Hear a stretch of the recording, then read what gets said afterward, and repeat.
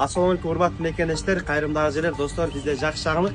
Бир адамда бир көчө таксиясынын алкагында Ош шаарындагы номер 1 Саид Бекмуратов атындагы балдар музыкалык мектебинин алдында үлкен жалбырактуу көчөттөр отурулуп атат. Албетте буга өзгөчө демөөрчү болгон Ош шаарындагы Аманбаева тил курстары эл аралык мекемесинин жетекчилигине жана студенттерине терең ыраазычылык билдиребиз. Мына ушул инсандардын атынан отургузулду.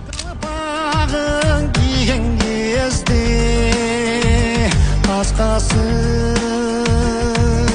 gök aspanga diyen gezde men ağa jolga çıgam tаңды тосо kuchaktan ойгырларым нурга кошо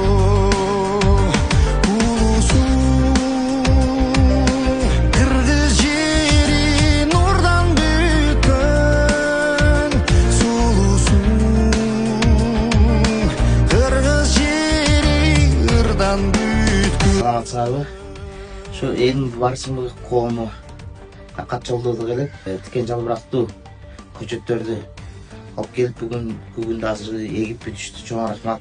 Саид Бекмуратов балдар музыкалык мектебинин атынан, жамааттын атынан ыраазычылык билдиребиз. Чоң рахмат.